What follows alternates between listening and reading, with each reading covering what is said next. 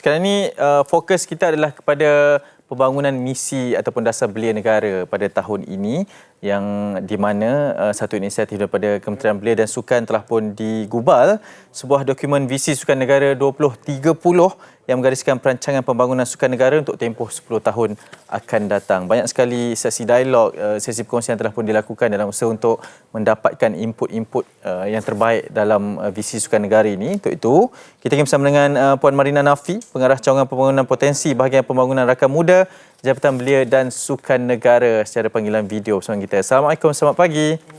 Waalaikumsalam, selamat pagi. Ya, apa khabar? Baik, Alhamdulillah.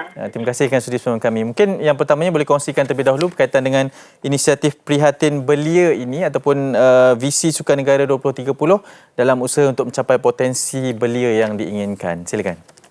Okey, terima kasih. Assalamualaikum warahmatullahi wabarakatuh dan selamat pagi. Tak terlambat saya ucapkan selamat Hari Raya. Betul, selamat Hari Raya. Okey. Kalau kita melihat kepada tajuk Prihatin Belia, sebenarnya perancangan program-program di bawah Jabatan Belia dan Sukan Negara terutamanya memang kita berlandaskan ataupun berteraskan kepada Dasar Belia Malaysia 2015 atau ringkasnya DBM. Jadi kalau kita lihat kepada tiga matlamat utama DBM, antaranya adalah untuk menyelahkan potensi setiap individu belia dengan meraihkan kepelbagaian dan kelainan masing-masing. Jadi berdasarkan matlamat tersebut, Jabatan Belia dan Sukan Negara terutamanya bahagian pembangunan rakan muda bertanggungjawab di dalam pelaksanaan program-program yang berteraskan pembangunan potensi belia. Yeah. Jadi kalau kita lihat fokus utama kumpulan sasar rakan muda adalah belia-belia awal dan belia pertengahan, iaitu mereka yang berumur 15 sehingga 24 tahun. Jadi di dalam Dasar Belia Malaysia itu juga terdapat tiga teras utama, dan teras pertama Dasar Belia Malaysia adalah untuk melahirkan pembangunan belia positif. Jadi kalau kita lihat antara pembangunan belia, ciri-ciri pembangunan belia positif iaitu 8C. Kalau saya boleh sebutkan adalah antaranya adalah cooperation, considerate dan juga contribution. Jadi bila kita melihat fokus kita adalah untuk melahirkan belia yang mempunyai ciri-ciri 8C ini, maka program-program yang kita laksanakan itu adalah berteraskan dan juga kita menghala kepada melahirkan belia-belia yang prihatin, yang bekerjasama, yang berjiwa sukarela. Okey, teruskan. Boleh silakan. Okey.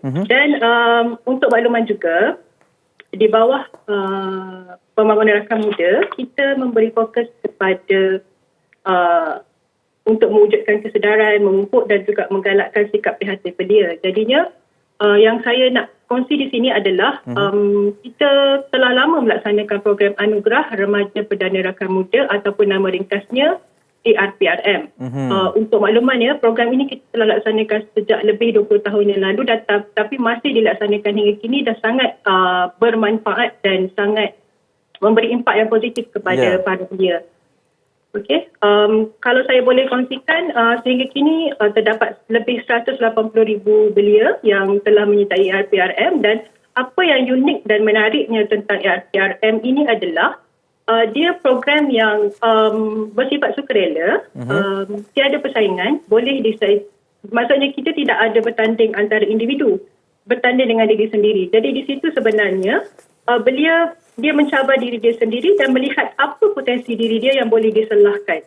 Jadi kita ada 3 tahap anugerah yang kita berikan kepada mereka yang berjaya melaksanakan program ini, iaitu tahap gangster, emas dan juga perak. Dan 4 komponen utama di dalam program ini adalah khidmat masyarakat, kemahiran, rekreasi fizikal dan juga penjelajahan laskar. Puan, mungkin boleh kongsikan, sebab tadi berbicara mengenai rakan muda, anugerah remaja perdana, ini antara yang kerap juga dibicarakan apabila bercerita mengenai belia.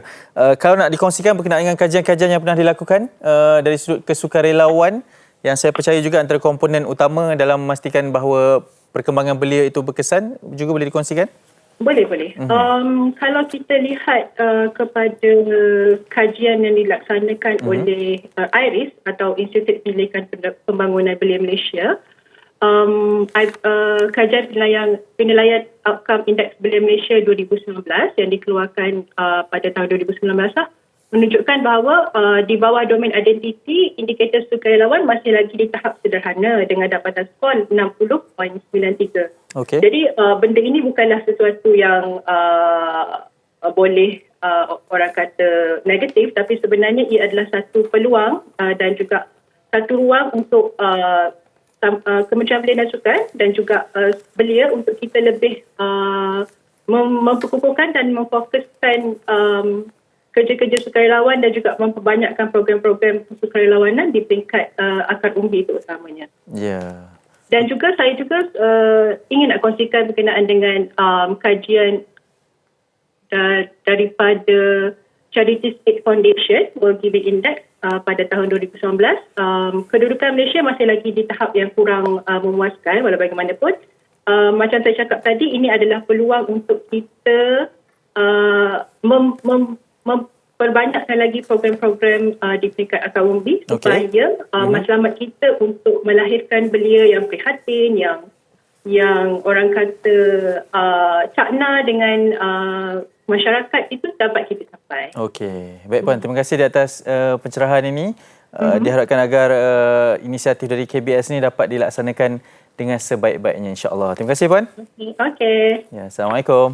Assalamualaikum. Puan Marina Nafi, Pengarah Cawangan Pembangunan Potensi Bahagian Pembangunan Rakan Muda, Jabatan Belia dan Sukan Negara, berkongsi berkaitan dengan inisiatif prihatin belia daripada Kementerian Belia dan Sukan.